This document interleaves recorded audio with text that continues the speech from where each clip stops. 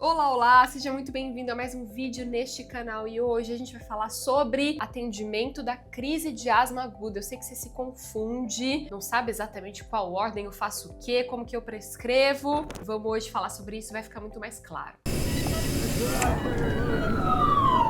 Vamos lá, galera, atendimento da crise de asma aguda. Quem guia esse atendimento hoje? O maior protocolo, o maior estudo, a maior task force sobre atendimento de asma aguda, sem dúvida alguma, é a Gina, certo? E a gente vai guiar o nosso passo a passo do atendimento pelo protocolo da Gina. Então, vamos lá. Meu paciente chegou para mim com uma crise de asma aguda. A primeira coisa que eu preciso fazer com esse paciente é: essa crise é grave ou não? Eu preciso responder essa pergunta, porque isso vai mudar, a minha prescrição vai mudar, a conduta com o meu paciente vai mudar, porque na crise grave eu vou ser em tese um pouco mais agressivo. Então veja, eu vou colocar aqui para vocês eu acabei de colocar aqui esse slide de uma aula lá do IntubaClass, tá? Para quem não conhece o IntubaClass é o nosso treinamento voltado para a prática dos plantões. E veja, esse é o passo que você vai ter que dar, o primeiro passo, que é: eu tô diante de uma crise grave ou não? O que caracteriza uma crise grave? Uma crise grave é caracterizada por um peak flow aí de menos de 200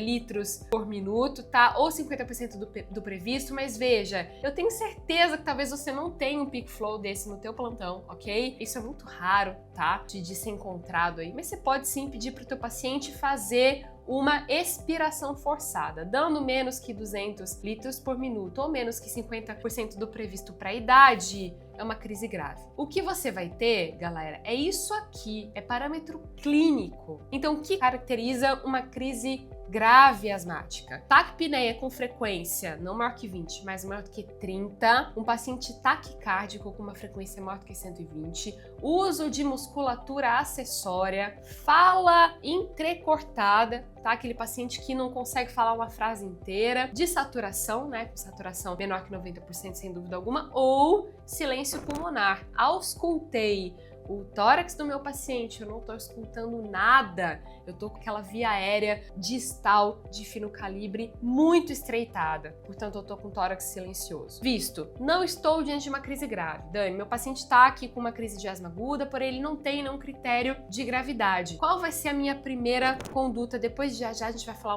um pouco sobre crise grave. A minha primeira conduta, independente do que acontecer, vai ser: lembra do MOVE, tá? Esse paciente chegou de espineico, não importa a causa que isso seja, eu vou monitorizar oxigênio se necessário, no caso da asma, para manter uma saturação de 93 a 95% no adulto, e vou puncionar um acesso venoso. Junto a isso, eu vou, então, fazer o meu broncodilatador, que vai ser a primeira etapa.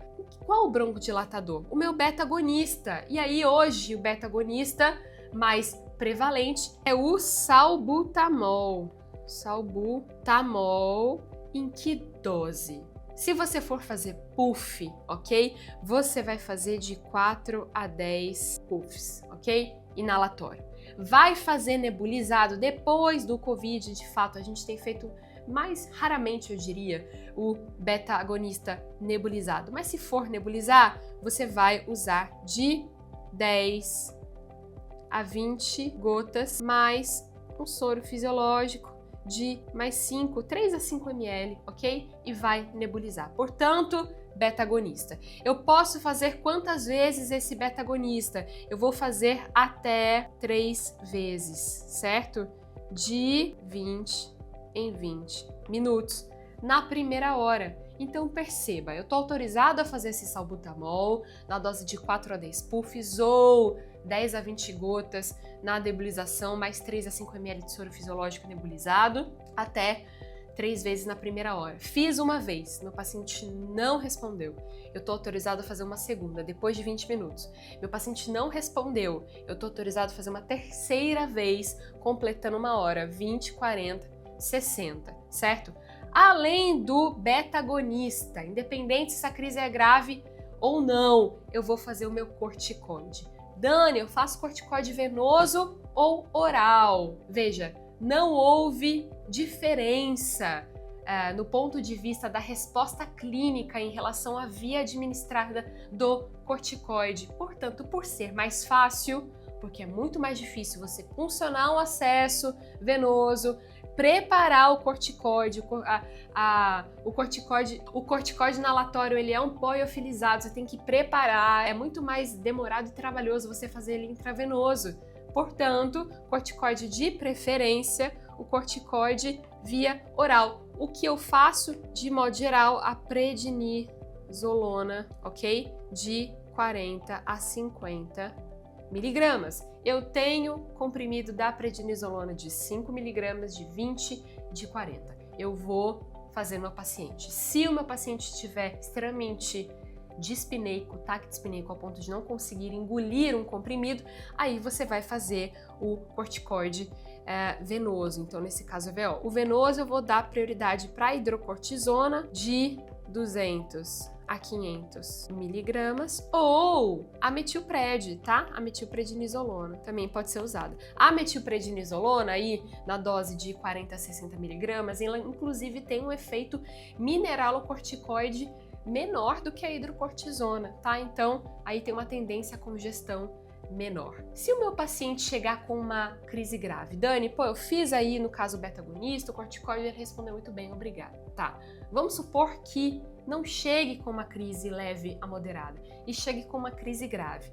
Nesse caso, é aí que a Gina fala para você usar o ipratrópio, ok? Para você usar um anticolinérgico, mas posso ser bem sincera com você, galera? Na prática, a gente acaba fazendo tanto o beta-agonista quanto o anticolinérgico para todo mundo, tá? Então, na prática, a gente acaba usando o beta-agonista, mas o nosso famoso atrovente, sem conflito de interesse, o brometo de ipratrópio, ou o anticolinérgico, mais o anticolinérgico para todo mundo. Em que dose?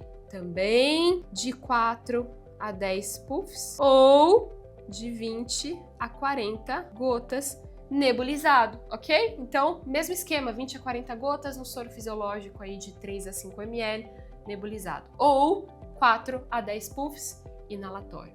Então, na crise grave, em tese é na crise grave que eu faço o anticolinérgico, que fique claro, ele está reservado aí para crise grave, que ele reduz o índice de internação e tudo mais. Porém, na prática, a gente acaba fazendo para todo mundo. Na crise grave, meu paciente não respondeu, portanto, ao beta-agonista mais o anticolinérgico, não respondeu ao corticoide, é aí que eu vou usar o famoso magnésio, que possui aí um efeito relaxante de musculatura lisa. Em que dose?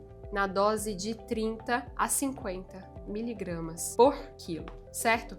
O sulfato de magnésio, ele tem a apresentação dele a 50% ou dele a 10%. A 10% é mais comum. A gente tem frascos de 10 ml do sulfato de magnésio a 10%.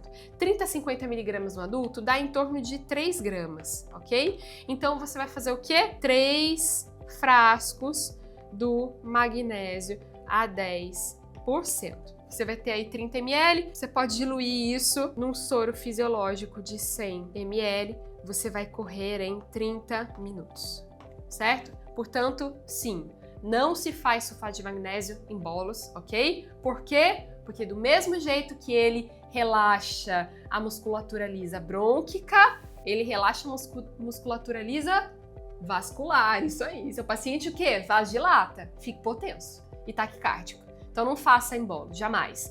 Corra aí num tempo mais folgado de 30 minutos, tá? Pode, portanto, diluir aí num sorinho de 100, colocar em gravidade, correndo em 30 minutos. Ficou encaixado? Portanto, vamos lá, antes da gente seguir. Meu paciente chegou, move. Eu vou monitorizá-lo, oferecer oxigênio para uma saturação de 93 a 95%, vou puncionar uma veia, ok? Vou começar pelo beta-agonista e o anticolinérgico.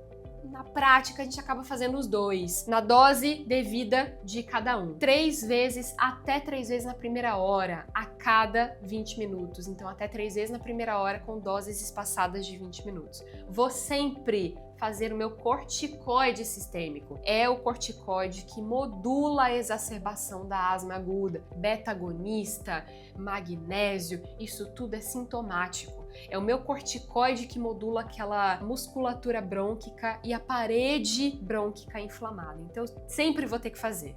Se meu paciente engole comprimido, na prática é assim, eu vou fazer a prednisolona 40 miligramas. Se meu paciente não engole, eu dou aí preferência para hidrocortisona de 250 a 500 miligramas ou a metilpred. Meu paciente está grave, ele não respondeu a isso, eu vou para o magnésio, é uma possibilidade, tá? Eu vou fazer sulfato de magnésio aí 3 gramas no adulto. E aí começam aí os folclores, né? Começa a situação, Dani, e aminofilina, e teofilina, e hélio, gás hélio inalado. O que eu faço com tudo isso? Veja, aminofilina, teofilina, hélio inalado, adrenalina, seja inalatória, pior ainda, ou subcutânea, você não deve fazer. O GINA é bem claro em relação a isso, que não é recomendado o uso de teofilina, aminofilina, adrenalina. Veja, adrenalina, eu não estou falando de um quadro anafilático, tá? Se o seu paciente está fazendo anafilaxia e um broncoespasmo, você vai fazer adrenalina. Mas uma crise de asma aguda pura por si, sem o fator de anafilaxia, você não vai fazer. Por quê? Resultado pobre, com mais efeito colateral do que benefício clínico. Então você não vai fazer. Digo mais aí, salbutamol venoso e etc. Esquece isso. Se você tá pensando em fazer isso, teu paciente já era para estar entubado, tá bom?